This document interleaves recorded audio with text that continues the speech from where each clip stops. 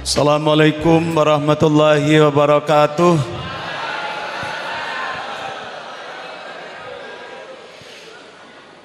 Hamdan yafi ni'amahu wa ikafi majidah. Ya Rabbana lakal hamdu kama yanbaghi li jalali biwajhikal karimi wa adhimi sultanik. Allahumma salli ala Muhammad wa ala alihi wa ashabihi wa man tabi'ahum bi ihsanin ila yaumil qiyamah. Allahumma iftah lana hikmataka wansur alaina rahmataka min khuzain rahmatika ya arhamar rahimin. Pimpinan cabang Muhammadiyah Ngagel beserta seluruh jajarannya yang kami hormati, wabil khusus pemateri kita Profesor Dr. Ma'mun Murad Al-Berbesi MSI yang kami hormati, dan seluruh Bapak Ibu peserta Baitul Arqam pimpinan cabang Muhammadiyah Ngagel tahun 2024 yang berbahagia. Mengawali acara ini, mari kita bersama-sama membaca basmalah. Bismillahirrahmanirrahim. Bapak Ibu, materi kita selanjutnya adalah, tadi saya sudah tanya kepada panitia, ini adalah materi yang ke-6. Masih ada lagi nanti materi ya. Materi yang ke-6 ini adalah materinya yang akan disampaikan oleh Profesor Dr. Ma'mun Murad Al-Berbesi MSI. Beliau adalah Rektor Universitas Muhammadiyah Jakarta. Tepuk tangan ya untuk Profesor Ma'mun Murad ya. Beliau juga sebagai Wakil Ketua LHKP Pimpinan Pusat Muhammadiyah. Ada yang tahu LHKP itu singkatannya apa? LHKP, Lembaga Hikmah dan Kebijakan Publik ya, namanya LHKP. Jadi Lembaga Hikmah dan Kebijakan Publik namanya adalah disingkat menjadi LHKP. Kalau di Jawa Timur ketuanya adalah Pak Mirdas. Nah, beliau ini adalah wakilnya. Beliau juga di alumni IMM atau Vokal menjadi ketua umum Vokal, Kornas Vokal. Dan beliau juga sebenarnya dulu S1 dan S2-nya di Jawa Timur. S1-nya di Universitas Muhammadiyah Malang. Dan beliau adalah aktivis IMM. S2-nya di UNER. Seingat saya loh ya, nanti kalau salah diingatkan Pak Ma'mun, sudah tua soalnya gitu. Dan S3-nya di UI. Dan beliau baru kemarin beberapa bulan yang lalu dikukuhkan menjadi guru besar dalam bidang dorong. Tak takono dulu, tak tanya dulu, dalam bidang ilmu politik. Tepuk tangan. Pendengar itu galen di CI ini kalau nggak dikongkon galen tepuk tangan ya dah. Dan beliau juga baru beberapa bulan yang lalu UMJ itu mendapatkan akreditasi unggul. Tepuk tangan ya karang. Loh, ibu-ibu gak tepuk tangan, ibu-ibu. Repot iki, mang gak dikongkon tepuk tangan. Saiki gak tepuk tangan. Materi yang akan dibawakan oleh beliau adalah peran dan posisi warga Muhammadiyah dalam berbangsa dan bernegara. Kalau nggak salah begitu tadi. Saya agak lupa tadi. Padahal kemarin yang WA itu saya tidak berpanjang lebar. Waktu berikutnya adalah kami silakan pada Pak Ma'mun sampai jam 2. Sampai jam 14. Sekarang jam berapa? Ya, nanti jam 2, kemudian nanti masih ada sisa sekitar 15 menit kita gunakan untuk tanya jawab. Tapi ini tanya jawabnya cuma 2 orang, ibu 1, bapak 1. Dan saya mintakan kepada PCM nanti yang bertanya harus dikasih hadiah. Oke ya. Oke, terima kasih. Monggo Pak Ma'mun.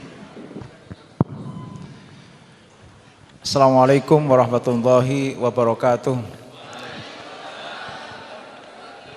Innal hamdalillah salatu wassalamu ala Rasulillah nabiyina Muhammad ibn Abdillah wa ala alihi wa sahbihi wa mawala la haula wala quwata illa billah. Yang saya hormati moderator sekaligus mentor saya. Jadi ayahanda ini mentor saya ini. Tepuk tangan boleh ini. Jadi saya asli dari Jawa Tengah, dari Brebes. Makanya ada Al-Barbasi. Tapi saya produk dari perkaderan Jawa Timur. Makanya meskipun saya Jawa Tengah, sekarang tinggal di Jakarta, tapi hubungan emosional itu lebih dekat dengan Jawa Timur. Saya dikader di IMM di Jawa Timur sampai DPD. Dulu DPD ketuanya Cak Suli, saya menterinya. Saya salah satu ketua. Termasuk Cak Solihin Fanani, Mas Kuswianto, itu yang mengkader saya. Saya dulu angkatan 91. S1-nya angkatan 91. Setelah selesai kemudian tadi disampaikan oleh Cak Solihin, saya ke UNER. Waktu itu Pak Fasih masih menjadi wakil direktur ya kalau tidak salah di SPS di Sekolah Pasca Sarjana. Maka Jawa Timur bagi saya itu bukan sesuatu yang asing. Mungkin yang seusia saya ya sering tidur dulu di Kertomenanggal. Waktu itu kantornya masih kecil di lantai 2 itu. Jadi sering tidur di situ. Terima kasih waktunya saya diminta untuk bicara pada acara Baitul Arqam yang dilakukan oleh PCM Ngagel, PCM Ngagel, dan tentu saya tadi belum menyapa ya, yang saya hormati juga Bapak Ibu sekalian seluruh peserta yang tadi infonya dari guru-guru sebagian besar. PCM juga hadir. Ya, seluruh pengurus PCM, kemudian sebagian besar guru-guru. Dan sebenarnya tema yang menarik itu bukan tema saya, tapi tema besarnya itu kan, meneguhkan spirit dan loyalitas bermuhammadiyah. Itu yang penting sesungguhnya. Karena bagi saya dalam hal bermuhammadiyah itu memang penting ya acara-acara seperti ini. Terus diisi ibarat baterai itu kalau acara seperti ini kan setelah diisi kan penuh gitu kan. Nanti bulan berikutnya sudah berkurang, bulan berikutnya sudah berkurang sampai mau habis diisi lagi di bulan Ramadan. Dan memang penting materi-materi yang terkait dengan meneguhkan spirit di dalam bermuhammadiyah itu menjadi sangat penting. Saya hidup di amal usaha Muhammadiyah di Universitas Muhammadiyah Jakarta, dan saya juga merangkak dari bawah, dari dosen tetap, kemudian jadi sekretaris prodi, kaprodi, kemudian wakil dekan 3, wakil dekan 1, kemudian naik ke dekan, kemudian rektor. Dalam waktu kira-kira sekitar 20 tahun ya, saya merintis sampai kemudian jadi rektor. Sehingga saya tahu anatomi tubuh di UMJ, dan saya kira juga di amal usaha Muhammadiyah yang lainnya, terutama di lingkup sekolah. Itu kira-kira gambarannya tidak jauh beda. Di dalamnya itu kumpulannya itu, katakannya karyawan, dosen itu ya. Saya punya karyawan dan dosen itu tendik ya, dosen dan tendik kira-kira sekitar 1.300. Ya. Itu ya ada yang berasal dari Muhammadiyah, gitu kan? Ada yang kemudian berasal dari non Muhammadiyah. Yang berasal dari Muhammadiyah juga latar belakangnya macam-macam. Ada Muhammadiyah yang tiga-tiganya merangkap, biologis, ideologis, dan organisatoris. Tapi juga ada sebatas Muhammadiyah biologis. Muhammadiyah karena bapaknya orang Muhammadiyah. Tapi ada juga yang Muhammadiyah organisatoris dan ideologis. Asalnya bukan dari Muhammadiyah, tapi kemudian aktif di Muhammadiyah dan menjadi sangat ideologis, bahkan sangat organisatoris. Jadi di lingkup Muhammadiyah juga ada beragam.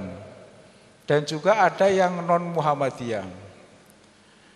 Tapi keseluruhannya perilakunya itu masing-masing.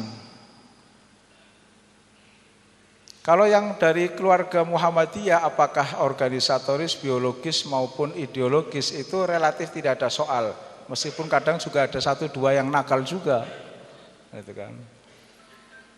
Nah, yang non Muhammadiyah itu beragam juga.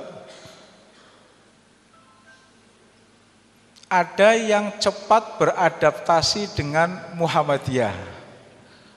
Itu. Jadi ketika tahu sudah diangkat sebagai dosen tetap di UMJ, maka segera beradaptasi dengan Muhammadiyah. Spiritnya segera belajar Muhammadiyah, kulturnya segera belajar Muhammadiyah, keikhlasannya segera belajar dengan Muhammadiyah. Tapi ada juga yang agak lambat. Mengenal Muhammadiyahnya agak lambat. Jangankan yang berbau doktrinal atau yang sifatnya ideologis, gitu kan. Spiritnya saja tidak ketemu atau belum ketemu. Sudah 15 tahun menjadi dosen misalnya, segala hal apa yang dia kerjakan itu maunya semuanya dihargai dengan uang. Tidak ada niatan untuk berkorban buat Muhammadiyah. Tapi juga ada yang agak bebal, agak lambat, bahkan sangat lambat. Tidak ada upaya untuk mengenal Muhammadiyah. Itu.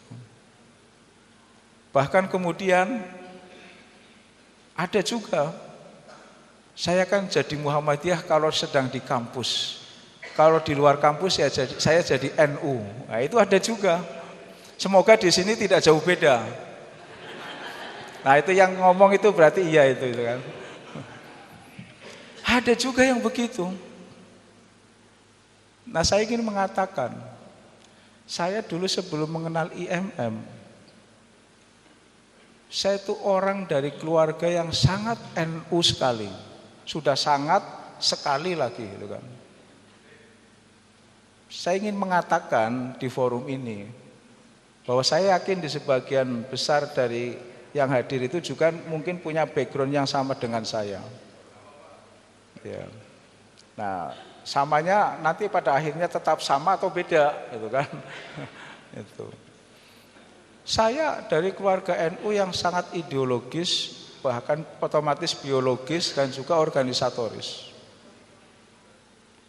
Saya mengenal IMM. Jadi waktu itu biasanya kan kakak-kakak senior dari beragam organisasi kemahasiswaan, kan kebetulan kalau di UMM itu kan bebas. Ya HMI-nya ada, otomatis IMM ada, PMII-nya ada, bahkan Kosgema, Kosgoro ada, semua organisasi kemahasiswaan ada di Malang. Saya dilirik itu, terutama HMI sama PMII, gitu kan. Saya tidak terbayang bahwa saat itu saya akan masuk IMM. Tapi mungkin sudah takdir saya masuk IMM, ya. Tentu berangkat dari beberapa bulan saya ada di UMM. Setelah itu kemudian saya ikuti perkaderan, dan kemudian merasakan satu atmosfer yang berbeda. Terutama yang menyentuh hati saya itu soal bapak-bapak Muhammadiyah di Malang, ibu-ibu Aisyah di Malang. Terutama dalam hal keikhlasan. Kemudian sosok Pak Malik, pimpinan UMM pada saat itu juga menginspirasi saya untuk lebih jauh mengenal Muhammadiyah. Bayangkan pada saat itu, seorang Malik Fajar yang notabene adalah rektor Universitas Muhammadiyah Malang yang saat itu sudah mulai berkembang agak besar. Itu mobilnya Suzuki Escudo. Kemudian Pak Muhajir itu mobilnya itu TAF itu ya, Daihatsu waktu itu. Saya tidak tahu masih ada atau tidak, mungkin masih ada karena itu mobil kenangan gitu kan. Dan kemudian saya segera beradaptasi. Sampai akhirnya kemudian saya aktif di Pemuda Muhammadiyah, di PP Muhammadiyah, sampai kemudian saya aktif di UMJ itu mulai tahun 2000. Pas tahun 2000 saya diterima sebagai dosen tetap di sana. Segera beradaptasi. Jadi bermuhammadiyah itu memang ada proses. Dan itu dalam banyak hal itu sesuatu yang wajar. Dimanapun di negara manapun, ya, terutama yang mayoritas Muslim, sudah hampir dipastikan kelompok kultural atau Islam kultural atau Islam tradisi pasti jumlahnya jauh lebih banyak dibanding dengan Islam modernis. Karena untuk menjadi modernis itu berarti di situ di dalamnya ada proses pencarian.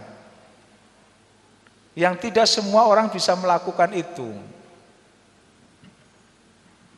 Proses pencarian itu memang kemudian ada yang mengambil jalur ekstrim, dia kemudian keluar dari hal yang lama, ya, kemudian pindah ke hal yang baru karena dia dirasa lebih tepat. Ini kalau saya tetap ada di sini, saya tidak bisa ada dinamika di situ. Ada juga terkadang perubahan berasal dari kelompok tradisi itu sendiri, meskipun prosesnya agak lambat. Saya ingin memberikan contoh. Dulu di kampung saya di Brebes itu, yang namanya pengajian ibu-ibu, ya saya kira di sini juga sama. Itu kan dari mulai Senin, Seninan, Selasanan, Rabuan, Kemisan, Jumat sampai kemudian Ahadan gitu kan, atau mingguan, itu ada semua. Dan yang dibaca apa Bapak Ibu sekalian, dulu namanya barzanji kalau di kampung saya. Nah ketika itu kemudian ada perubahan yang ditawarkan oleh satu kiai yang sangat berpengaruh. Jangan baca barzanji, kalau tidak ada ngertinya tidak ada pahalanya, mending baca Al-Quran. Akhirnya kemudian sekarang berkembang, sudah hampir semuanya itu jarang sekali yang baca barzanji, berkembang membaca Al-Quran. Ada juga perubahan-perubahan, tapi biasanya ketika masih berada di dalam akan kalah dengan tradisi. Apa yang dilakukan oleh Kiai Dahlan melalui Muhammadiyah itu luar biasa. Saya sering mengatakan, kalau di dunia pendidikan, andai tidak ada Kiai Dahlan, maka pendidikan, kemajuan pendidikan yang diraih Indonesia saat ini, itu baru akan tercapai 10, mungkin 20, 30 tahun mendatang. Sekarang setelah 1 abad, itu baru, mana ada sekolah sekarang yang tidak mengikuti apa yang dulu dilakukan oleh Kiai Dahlan. Dengan memix gitu kan, menggabungkan antara pendidikan pesantren dengan pendidikan umum. Yang dulu Kiai Dahlan itu dikafir-kafirkan. Kan dulu hanya ada dua jenis pendidikan, satu pesantren, satu umum, seperti Taman Siswa Budi Utomo dan sekolah-sekolah Kristen termasuk yang dikelola oleh Belanda. Satunya pesantren. Pesantrennya hanya urusan privat. Bab toharo, bab sholat, bab zakat, bab wiladah, bab istinja, itu yang dikaji di pesantren. Kiai Dahlan produk dari Timur Tengah. Ini kalau model pendidikan di Indonesia seperti ini dan tetap dipertahankan, tidak akan ada perubahan yang fundamental di Indonesia. Waktu itu masih tanah Jawi. Maka Kiai Dahlan dengan keberaniannya kemudian mengubah pendidikan itu. Dimixkan antara pendidikan umum dengan pendidikan agama, meskipun harus mendapat perlawanan yang luar biasa dari kalangan tradisi. Waktu itu belum ada sebutan NU, Nahdlatul Wathon dan lain sebagainya. Kalangan tradisi dikafir-kafirkan. Coba sekarang hasilnya. Kita bisa menyaksikan buah dari apa yang dilakukan oleh Kiai Dahlan. Itu yang besar saja dalam konteks pendidikan. Dan Muhammadiyah melakukan peran-peran terutama dalam bidang pendidikan itu tidak ada urusannya dengan untung rugi. Apa untungnya Muhammadiyah membuat sekolah di Papua misalnya? Yang kuliah, yang sekolah itu mayoritas non-Islam. Muhammadiyah bukan hadir untuk itu. Muhammadiyah hadir untuk mencerdaskan kehidupan bangsa. Yang sesungguhnya ini adalah peran negara. Sesuatu yang harus dilakukan oleh negara, bukan oleh Muhammadiyah. Karena konstitusinya tegas mengatakan bahwa negara itulah yang berhak, yang wajib untuk menghadirkan, untuk mencerdaskan kehidupan bangsa, bukan Muhammadiyah. Kalaulah Muhammadiyah melakukan, itu lebih karena kewajiban agama, bukan kewajiban dalam konteks berbangsa dan bernegara. Tapi kemudian Muhammadiyah masuk wilayah ini. Jadi tidak ada urusannya untung rugi. Muhammadiyah hadir dimanapun. Bahkan ketika negara belum hadir, Muhammadiyah itu sudah hadir. Itu peran-peran awal yang dilakukan oleh Muhammadiyah. Memang DNA-nya sejak awal itu arahnya ke sana. Bukan ke politik dalam pengertian yang praktis. Itu. Jadi Hitoh 1912 itu Muhammadiyah gennya yaitu gen berbuat untuk banyak orang, terutama dalam dunia pendidikan, kesehatan dan dakwah. Gennya bukan politik. Maka dalam hal politik Muhammadiyah selalu kalahan. Dari seluruh caleg di Jawa Timur yang maju, saya tidak tahu yang kader itu yang jadi itu siapa. Yang saya dengarkan ya hanya Cak Suli Daim, sama Mas Labib itu ya dari Golkar, Cak Suli dari PAN itu ya. Yang lainnya saya belum dapat kabar di Jawa Timur. Memang gennya bukan gen politik, maka kalah terus. Ya.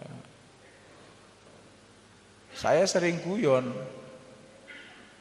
Kalau di teman-teman di NU itu, katakanlah kalau misalnya partai utamanya yaitu PKB pecah jadi 9 sesuai dengan jumlah bintangnya itu yang akan menguasai ya anak-anak NU semua. Loh, Muhammadiyah punya satu aja tidak terurus. Punya partai Amarat Nasional tidak terurus, akhirnya diambil oleh orang lain, gitu kan? Itu menunjukkan memang gen Muhammadiyah tidak di situ. Kalaulah misalnya ada peran-peran Muhammadiyah itu lebih pada konteks politik kebangsaan. Dan gerak-gerak Muhammadiyah periode awal itu membuat banyak orang itu tertarik dengan Muhammadiyah. Makanya termasuk kritik saya terhadap Muhammadiyah itu kan justru apa yang dilakukan di periode awal itu sekarang itu sudah mulai terkikis sedikit demi sedikit. yaitu apa yang sering saya sebut sebagai gerakan kultural di Muhammadiyah. Makanya kemarin pengajian PP Muhammadiyah di Jogja dan pengkajian PP Muhammadiyah di UMJ di Jakarta itu mengambil tema khusus terkait dengan dakwah kultural. Karena menurut saya hal ini yang menurut saya itu hilang, mulai terkikis setidaknya. Dulu Bapak Ibu sekalian, siapapun yang berlatar belakang dari apapun yang sangat beragam itu ada di Muhammadiyah. Pengusaha batik, kemudian buruh, sampai kemudian yang tidak diduga sama sekali, dan ini juga sampai sekarang mencoba untuk dipertahankan, termasuk Jawa Timur. Misalnya dulu pendiri PSSI itu adalah orang-orang Muhammadiyah. Suratin, ya, bahkan termasuk juga bapaknya Pak Dasron Hamid, Abdul Hamid, ya, itu bendahara dan bahkan merangkap juga kalau tidak ada sekretaris PSSI generasi pertama. Karena tahu bahwa sepak bola itu adalah wilayah dakwah yang luar biasa, Muhammadiyah masuk di situ melalui PS-PS Hizbul Wathan yang tersebar di banyak daerah. Tentu waktu masih SMP, SMA saya masih NU. Itu sudah dengar yang namanya Hizbul Wathan, PSHW. Kalau main PSHW itu penonton itu berjubel. Karena pasti timnya hebat. Waktu itu yang saya tahu itu PSHW Tegal sama PSHW Pekalongan. Itu mainnya luar biasa. Itu kan dakwah yang luar biasa. Dan orang awam itu mungkin tidak ngerti HW itu apa, Hizbul Wathan itu apa. Ternyata dakwah itu sangat efektif. Makanya apa yang dilakukan oleh Ketua PWM periode lalu, Pak Kiai Saad Ibrahim, membeli PSHW, kemudian ikut kompetisi di Liga 2. Tapi disayangkan kemudian harus terlempar langsung ke Liga 3. Saya sebagai penggemar bola, bahkan saya itu menjadi pembina FAPSI. FAPSI itu apa ya singkatannya? Forum Akademisi Penggemar Sepak Bola Indonesia. Profesor banyak yang masuk di organisasi ini, gitu kan.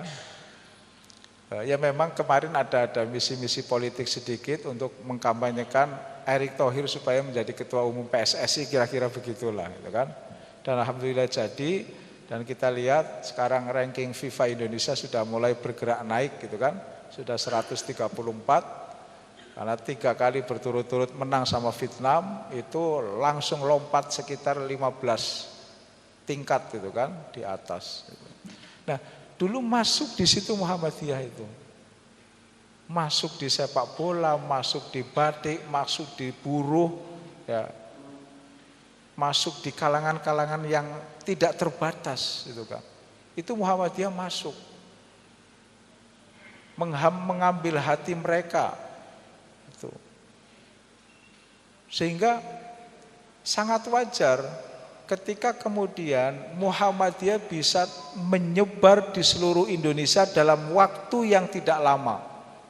Coba baca bukunya Deliar Nur, baca bukunya Alwi Shihab, baca bukunya Mitsuo Nakamura, baca bukunya yang lain-lainnya yang mengkaji khusus terkait dengan Muhammadiyah. Itu pada sekitar tahun 30-an Muhammadiyah sudah menyebar ke seluruh Indonesia. Bisa dibayangkan Bapak Ibu sekalian, itu tahun 30-an. Itu kongres sudah ada yang dilaksanakan di luar Jawa. Itu kan tahun tidak enak. Untuk keluar Jawa pasti makainya kapal, tidak pakai pesawat seperti saat ini, gitu kan? Dan merata. tingkat penerimaan Muhammadiyah yang sangat merata di seluruh Indonesia itu menunjukkan tingkat penerimaan masyarakat terhadap Muhammadiyah. Dan sebenarnya kalau organisasi di luar Jawa, misalnya antara NU, Muhammadiyah, Al-Wasliyah dan lain sebagainya, itu sebenarnya biasa-biasa saja. Tidak sampai kemudian seperti rivalitas yang berlebihan. Bahkan di Jawa Barat pun tidak. Yang rivalitasnya terlalu kelihatan itu kan Jawa Timur sama Jawa Tengah, gitu kan. Jawa Timur, Jawa Tengah itu terasa. Itu. Nah, sebenarnya kan kalau kita berangkat ya, masing-masing ya sebut saja lah, ini saya memberikan contoh dua ya, antara Muhammadiyah dengan NU. Kalau kita lihat sebenarnya kan punya modal ya. Baik Muhammadiyah maupun NU punya modal untuk bersikap toleran, terutama menyikapi perbedaan-perbedaan ikhtilaf ya, khilafiyah maupun furu'iyah. Tapi di lapangan agak susah, gitu kan. Sekarang sudah mulai agak mending. Modalnya apa? Muhammadiyah tidak menganut salah satu mazhab, tapi tidak menafikan pandangan-pandangan imam mazhab. Nah, itu harus difahami ya. Muhammadiyah tidak menganut salah satu mazhab, tapi Muhammadiyah tidak menafikan, bahkan menjadikan pandangan-pandangan imam mazhab itu sebagai pertimbangan di dalam mengambil keputusan dalam hal yang terkait dengan masalah keagamaan.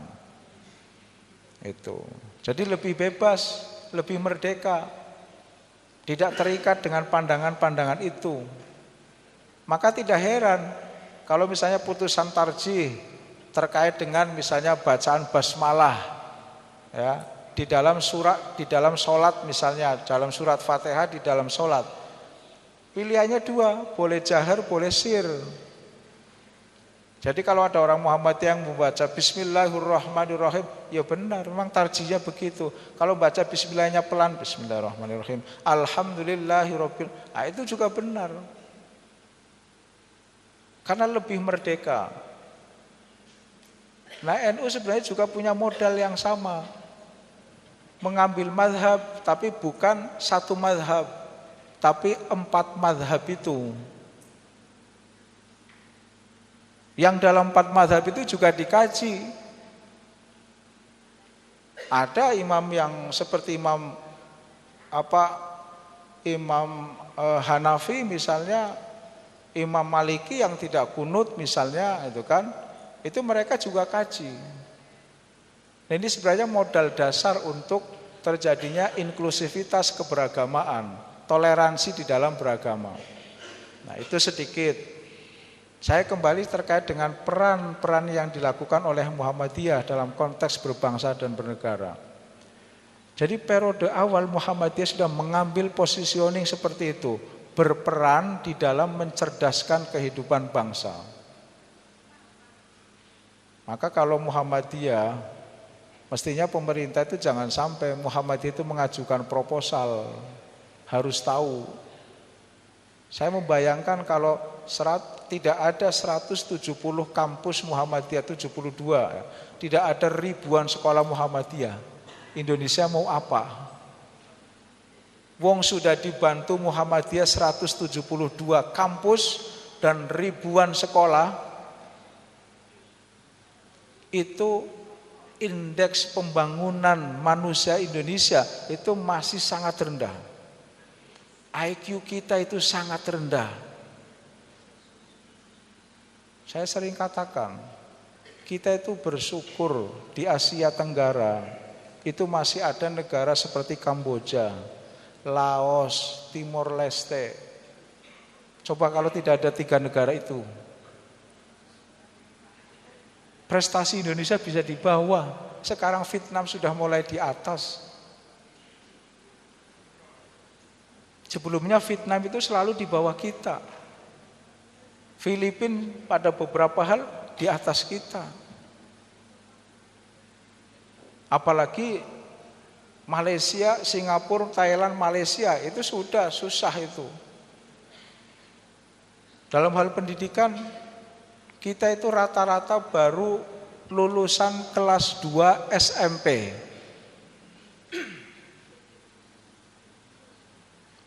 Bapak-bapak jangan membayangkan kelas 2 SMP kemudian bisa menghasilkan dalam proses pemilu yang sangat liberal, menghasilkan pemimpin yang baik. Ya kira-kira pemimpin yang levelnya kelas 2 SMP.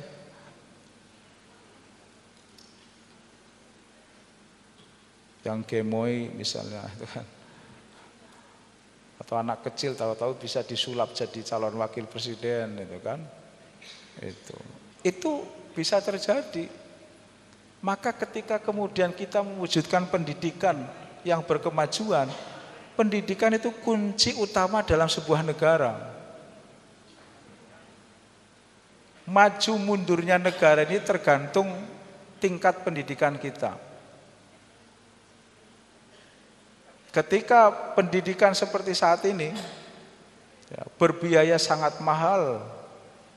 Bahkan sekarang kampus-kampus negeri itu mencoba di PTNBH-kan sehingga biayanya menjadi sangat mahal. Satu sisi masyarakat kita feodal, terima di negeri tidak apa-apa, lewat kelas mandiri bayarnya puluhan juta sekalipun. Gitu kan? Itu satu sisi itu. Kita dihadapkan pada seperti itu kan, negara mencoba keluar dari fungsinya sebagai mencerdaskan kehidupan bangsa. Padahal APBN kita itu 20% untuk pendidikan. Dan itu satu-satunya negara yang tegas di konstitusinya menyebut angka. Harusnya kalau misalnya APBN kita itu 3.000 triliun, mestinya itu ada berapa? Harusnya ada 600 triliun untuk pendidikan. Harusnya Indonesia itu sekolah itu dari mulai TK sampai S1 setidaknya itu bisa gratis. Tapi karena politiknya berbiaya mahal, maka sebenarnya Bapak Ibu sekalian, kalau kita mengkaji demokrasi di negara berkembang, maka kemiskinan, kebodohan itu ladang empuk bagi pemimpin-pemimpin yang culas untuk memimpin sebuah negara. Maka percayalah, kalau sistem politiknya seperti ini tetap dipertahankan, maka kebodohan dan kemiskinan itu akan tetap dipertahankan. Karena hanya dengan modal orang miskin dan yang berpendidikan rendah, itu pencuri-pencuri uang negara itu yang bisa berkuasa. Berapa sih yang terdidik seperti Bapak Ibu sekalian? Lulusan sarjana kita itu baru sekitar 8%. Itu sarjana kita itu baru 8%. Malaysia itu sudah di atas 15%. Belum lagi negara-negara maju yang lainnya. Kita itu angkanya baru di angka itu. Apa yang bisa dibayangkan dari sebuah SDM, dari SDM sebuah negara yang seperti itu? Maka Muhammadiyah sadar betul bahwa Indonesia itu miskin, Indonesia itu rendah pendidikannya. Muhammadiyah masuk pada wilayah ini. Tidak ada urusan dengan untung rugi yang tadi saya sampaikan. Satu. Yang kedua, Bapak Ibu sekalian, sumbangsih Muhammadiyah dalam konteks politik kebangsaan itu luar biasa. Saya bisa menyebut bahwa peran tokoh-tokoh Muhammadiyah di periode awal kemerdekaan itu sangat-sangat menonjol. Katakanlah saya ambil 4 tokoh saja, 5 tokoh ya, yang pada saat itu menempati posisi yang sangat penting di Indonesia, itu 5-5-nya dari Muhammadiyah. Yang pertama tentu saja Soekarno. Tegas Soekarno adalah kader Muhammadiyah. Kemudian Bung Hatta itu orang Muhammadiyah. Kemudian Ibu Fatmawati itu adalah putri dari Hasanuddin, ya, tokoh Muhammadiyah di Bengkulu, yang kemudian Fatmawati dinikahi oleh Soekarno. Dan itu adalah kelebihan Soekarno. Dimanapun Soekarno itu hadir di satu daerah yang agak lama, pasti punya istri. Tapi kalau Cak Solihin Farani itu tidak bisa melakukan itu, karena tidak punya keberanian. Keinginan punya, tapi keberanian tidak punya. Kalau Pak Karno keinginan punya, keberanian ada, modalnya ada juga, itu kan. Memang siapa sih, mohon maaf ya Bapak Ibu-ibu sekalian, siapa yang tidak tertarik dengan Soekarno? Lu sudah usia 60-an aja ada anak SMA yang kepincut kok. Itu kan. Soekarno itu kan karismatik betul itu kan. Coba mungkin sering buka-buka YouTube itu, tatap itu sosok Soekarno itu kan. Kita sebenarnya Indonesia itu sangat bangga dengan Soekarno. Hanya mungkin di akhir hayatnya itu ya, terutama periode pasca pemilu itu ya, pemilu 55 sampai kemudian sudah parah-parahnya ya sekitar tahun 63. Bahkan 65 kalau tidak salah Muhammadiyah, bukan tidak salah, UMJ itu masih memberikan gelar Dr. Honoris Causa kepada Soekarno. Dan itu satu-satunya perguruan tinggi swasta yang memberikan gelar Dr. Honoris Causa ke Soekarno. 6 yang lainnya dari negeri. Soekarno memang daya pikatnya luar biasa. Itu. Nah, itu Soekarno Muhammadiyah, Bung Hatta Muhammadiyah, Fatmawati Muhammadiyah. Fatmawati itu yang menjahit bendera merah putih. Soekarno itu yang membacakan teks proklamasi. Hatta itu orang yang sangat berpengaruh menjelang detik-detik kemerdekaan. Ditambah kemudian Jenderal Sudirman. Bapak Ibu bisa dibayangkan, itu adalah produk dari Hizbul Wathan, produk didikan Muhammadiyah. Ini puasa ya, jadi banyak yang batuk gitu. Ya. Bahkan menjadi panglima besar Tentara Republik Indonesia itu pada usia yang sangat muda, 29 tahun, dan itu hasil dari voting. Lawannya adalah Urip Sumoharjo. Karena Urip Sumoharjo dianggap sebagai bagian dari tentara Belanda sebelumnya, maka ketika voting suara terbesar itu justru diberikan kepada Jenderal Sudirman. Itu produk Muhammadiyah. Kemudian yang kelima itu adalah Ki Bagus Hadikusumo, yang pada saat proses kemerdekaan itu Ki Bagus adalah selain menjadi anggota BPUPKI, BPUPK sebenarnya kalau diterjemahkan ke Indonesia, tidak ada Indonesianya. Dalam proses kemerdekaan itu menjadi anggota BPUPK. Dan bahkan yang kemudian menawarkan solusi perubahan atas pasal, atas sila pertama Pancasila, yang awalnya pada saat itu sesuai dengan keputusan dari Piagam Jakarta, yaitu ketuhanan dengan menjalankan syariat Islam bagi pemeluk-pemeluknya, berubah menjadi ketuhanan yang Maha Esa. Itu sekedar contoh saja, belum lagi ada tokoh-tokoh yang lainnya, Juanda, Otto Iskandar Dinata, terus siapa lagi itu, dan banyak lagi, ada kira-kira sekitar lebih dari 20 ya tokoh Muhammadiyah yang sudah menjadi pahlawan ya. Tentu saja tidak boleh dinafikan juga Ibu Nyai Walidah, itu kan, Walidah Dahlan. Itu gambaran peran-peran politik kebangsaan yang dulu dilakukan oleh Muhammadiyah. Maka mestinya kita sebagai warga Muhammadiyah harus bangga dengan apa yang dilakukan oleh Muhammadiyah. Perubahan-perubahan sosial yang dilakukan oleh Muhammadiyah luar biasa. Ya, kalau kemarin dalam pengkajian PP Muhammadiyah, pengajian Ramadan, ada 2 poin yang disampaikan oleh Mas Haidar maupun Mas Mukti ya. Saya ambil satu yang disampaikan oleh Mas Haidar. Ya, ya memang dimanapun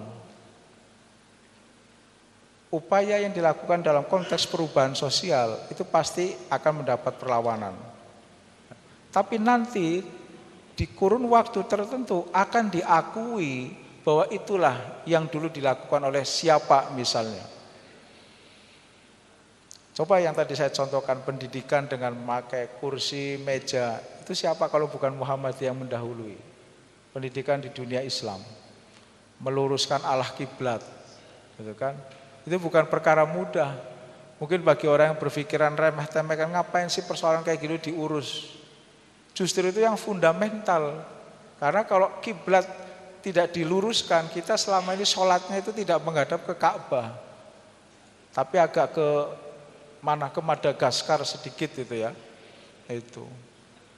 Kemudian misalnya yang sekarang masih terus berpolemik kan menjelang puasa dan lebaran gitu ya, selalu soal bagaimana menentukan awal bulan. Muhammadiyah tegas, hisab itu menjadi pilihan. Ya, karena apa? Hisab itu jelas salah satunya adalah memberikan kepastian, terutama kepastian kepada ibu-ibu yang mau membuat lontong atau ketupat, gitu kan. Dan memang ibu itu kan butuh kepastian, itu kan. Tidak suka digantung oleh laki-laki itu kan. Kapan ini mau nikah misalnya, gitu ya. Itu butuh kepastian. Nah, yang tadi saya katakan, perubahan kalau dari dalam kalangan, misalnya di kalangan tradisi, saya masih ingat betul, bisa dicek di tulisan di jurnal Ulumul Quran. Mas Ulil Absar itu pernah mengatakan bahwa penentuan Ramadan atau hari raya mestinya bukan hanya 1 tahun setiap tahun, tapi bisa 5 tahun, 10 tahun dan seterusnya. Itu kan sesuatu yang bisa diukur sesungguhnya. Ngapain harus ribut-ribut soal itu? Ya memang nanti kembalinya kepada soal ego. Tapi kita meyakini suatu saat seperti halnya penentuan arah kiblat dan lain sebagainya, ke depan juga orang akan cenderung lari ke hisab. Karena itu ada kepastian di situ. Masa kemudian urusan menentukan lebaran puasa masih rame, sementara kita kalau menentukan sholat duhur itu selesai itu dengan jam. Ini kan jam kan kepastian ini kan. Gitu.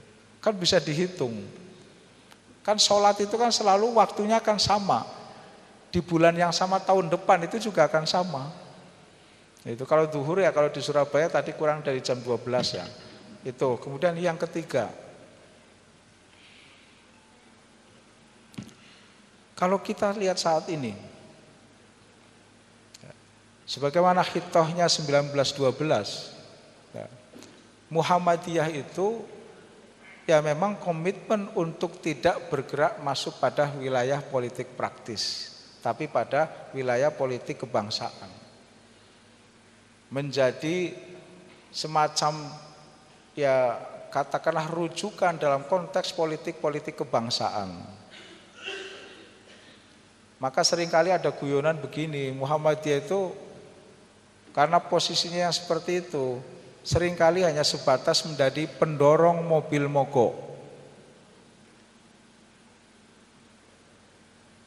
Ya mobil mogok, ada mobil mogok, kemudian kita dorong toh jalan mobilnya.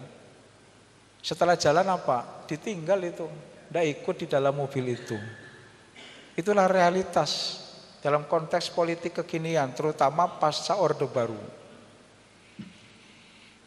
Maka kemarin itu saya termasuk agak jengkel juga menjelang pemilu itu. Saya mendapat WA dari banyak elit politik dari partai-partai itu kan.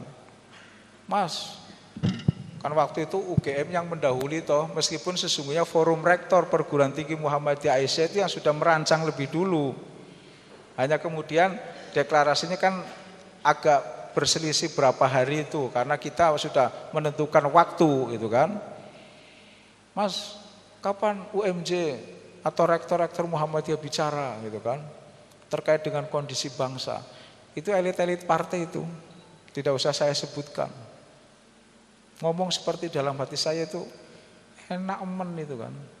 Giliran begini kita disuruh turun, kita disuruh bicara.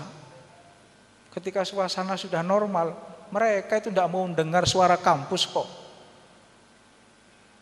Mereka bergerak sendiri, bagi-bagi sendiri. Kampus tidak diajak, kampus tidak didengar. Saya tidak tahu entah sudah berapa tawaran yang diajukan oleh dunia kampus untuk melakukan perbaikan politik di Indonesia. Tapi tidak didengar sama sekali.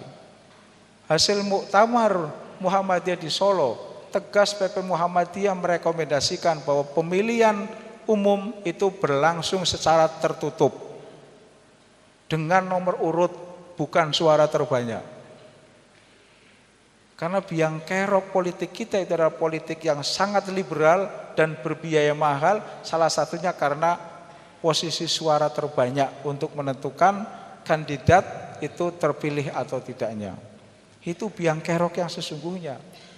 Sudah sistemnya begitu, ditambah kemudian masyarakatnya juga yang tadi. Lulusan S2, SMP kelas 2. Apa yang bisa dibayangkan? Gitu kan? Kelas 2 SMP kemudian bisa memilih pemimpin yang baik. Maka Bapak Ibu sekalian, para pendiri bangsa kita sadar betul bahwa masyarakat yang jauh dari terdidik dan kemudian miskin ini senjata di dalam demokrasi. Maka kemudian konsep awal pemilihan presiden kita itu menggunakan konsep ahlul halli wal aqdi, menggunakan konsep majelis permusyawaratan rakyat. Dipilih di MPR yang di dalamnya terdiri dari anggotanya adalah ada anggota DPR yang dipilih yang juga menjadi anggota MPR, ada utusan golongan dan ada utusan daerah. Bukan diserahkan ke masyarakat umum. Jadi model yang ditawarkan melalui MPR itu adalah jalan tengah, wasatiyah, asia-sia. Jadi bukan mamlakah, kerajaan yang turun-temurun, ya, dan juga bukan politik yang bebas, yang liberal, pemilihan serba langsung. Maka dikombinasikan, ada yang dipilih, ya, kemudian ada yang juga sangat terbatas, aristokrat dipilih di MPR. Kalau dipilih di dalam tempat yang terbatas, itu berarti di situ ada seleksi kepemimpinan. Tapi kalau diserahkan kepada masyarakat umum, tidak ada seleksi. Maka yang terjadi kita bisa memilih pemimpin seperti kita itu membeli kucing dalam karung. Kita tidak tahu isi kucingnya itu seperti apa. Apakah gemoy atau kurus misalnya. Kita tidak tahu isinya. Kucing itu seperti apa. Bisa mengaung atau bisa teriak yang kencang atau seperti apa. Kita tidak tahu. Tapi kalau lewat MPR kita tahu. Iran, Bapak Ibu sekalian, memang memilih presiden secara langsung.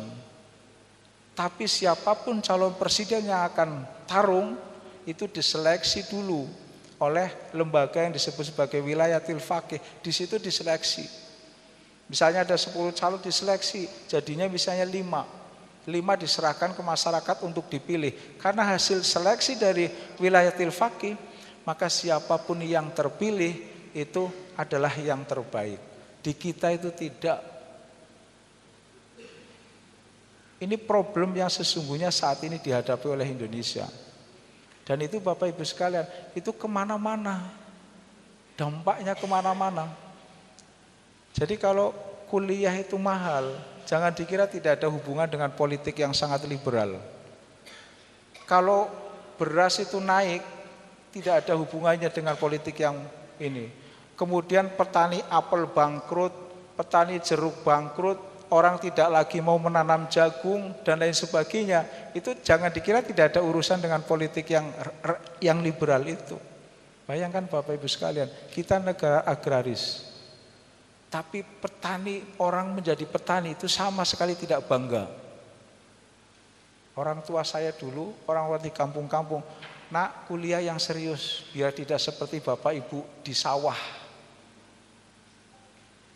Kan mestinya logikanya, ini negara agraris, Tugas negara adalah bagaimana menjamin orang menjadi petani itu bangga. Bagaimana mau bangga? Dulu waktu seusia saya kecil ya, itu kan masih banyak toh orang mau nanam tebu, pabrik gula di mana-mana kan. Sekarang mana ada pabrik gula? Karena gulanya impor memilih. Kenapa impor? Karena di situ ada mafia impor. Kenapa ada mafia impor? Karena untuk menjadi anggota DPR-nya mahal. Sekarang 20 miliar, 30 miliar, 40 miliar. Akhirnya mengandalkan semuanya impor. Bawang putih impor, bawang merah impor, jagung impor, kedelai impor, dan lain sebagainya. Semuanya serba impor. Maka kegiatan ini menjadi penting. Termasuk kegiatan-kegiatan sosialisasi politik, pendidikan politik menjadi penting. Saya mau tanya jujur ini, siapa yang kemarin pada saat pemilihan nerima uang dari caleg? Memilih karena nerima uang dari caleg. Harus ingat itu Bapak Ibu, ya, itu dosa besar itu. Karena Bapak Ibu telah turut andil dalam membangkrutkan Indonesia. Jangan dikira, dan mohon maaf Bapak-bapak sekalian, orang-orang yang menerima politik uang itu, mohon maaf, itu harga dirinya lebih rendah dari para pelacur itu.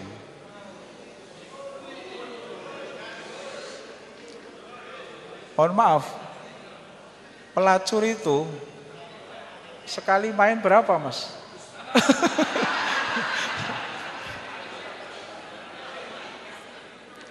Udahlah katakanlah misalnya 500 ya, 500 misalnya. Ini harga tengah-tengah lah kira-kira itu kan. Harganya 500, itu sekali main itu kan. Mungkin hanya durasi 1 jam, 2 jam. Itu 500.000. Bapak Ibu yang menerima kemarin 100.000 atau 200.000 itu untuk waktu 5 tahun. Kalau 200.000 saja untuk 5 tahun berarti setahun itu hanya 20.000. Benar? 40.000 ya. 1 tahun itu hanya 40.000. Dihitung aja berarti per bulan berapa. Kemudian nanti per hari berapa, per jam berapa. Lebih mana, mahal mana? Pelacur atau mereka yang menerima politik uang itu. Sekarang Bapak Ibu sekalian dampaknya luar biasa. Kalau saya pernah nyalek 2019 saya masih nyalek dari PAN. Tapi karena tidak punya modal tidak jadi. Tapi setidaknya kalau nanti saya meninggal ditanya sama malaikat, apa yang Anda lakukan melihat politik Indonesia yang seperti ini? Saya nyalek ya Allah, ya malaikat. Tapi masyarakat belum mau memilih saya karena tidak punya uang, gitu kan. Dosa saya lewat itu. Itu. Bapak Ibu sekalian, sekarang ya saya bisa memahami. Ini 5 menit terakhir ya. Saya bisa memahami kalau ada caleg yang membantu misalnya paving block jalan itu ya. Kemudian tidak jadi. Terus kemudian minta supaya itu dicabutin semua lagi, dibawa lagi. Saya bisa paham. Bayangkan misalnya si caleg ini mencoba untuk mendidik masyarakat, Bapak Ibu, jangan ya nerima pribadi-pribadi. Saya kepengen membangun lingkungan saja. Ini saya pasangkan paving block. Tapi mohon saya bisa didukung. Itu kan sudah memberikan pendidikan yang bagus. Itu kan. Tapi sudah jalannya dibagusin. Habis berapa saja. Giliran pemilu. Tidak ada suaranya di TPS itu. Bisa dibayangkan. Terus kemudian masyarakat di situ bilangnya begini, yang ikhlas dong karo bantu, itu kan. Lo nyuruh caleg ikhlas, tapi Anda sendiri tidak ikhlas.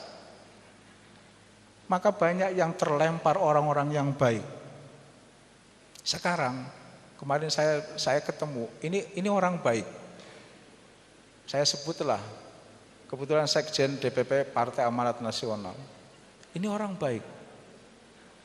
Dia cerita, kalau sudah menggelontorkan uang di dapilnya itu, ya tentu dari program-program pemerintah dan lain sebagainya, itu lebih dari miliar. Ya, lebih dari 50 miliar. Giliran pemilu tetap saja minta ada politik uang gitu kan. Akhirnya jangan salah. Kalau nanti hasil pemilu nanti ini ya, itu akan ada banyak caleg yang mengambil posisi kira-kira begini. Saya tidak akan turun ke masyarakat. Itu. Loh kenapa tidak turun? Loh kan masyarakat tidak memilih saya. Mereka memilih saya kan karena saya beli suaranya. Maka dia akan turun nanti hanya beberapa bulan menjelang pemilu dengan cara menyebar uang dan sedemikian rupa. Itu yang akan terjadi Bapak Ibu sekalian. Maka terakhir paling akhir ya, ini tentu menjadi keprihatinan kita, tapi sebagai kalangan terdidik Bapak Ibu sekalian, tetap saja harus mengambil positioning yang tegas pada konteks ini, yaitu tetap bagaimana berikhtiar dalam konteks kerja-kerja atau peran-peran yang dilakukan oleh Muhammadiyah. Karena Bapak Ibu guru tentu peran-peran yang dilakukan adalah dalam konteks pendidikan, termasuk tidak juga untuk tidak malu-malu, bahkan bukan tidak boleh malu-malu lagi, yang mengkampanyekan soal hal-hal yang positif dalam hal yang terkait dengan masalah politik. Saya kira itu yang bisa saya sampaikan. Terima kasih. Billahi fisabilil haq, astagfirul khairat. Assalamualaikum warahmatullahi wabarakatuh.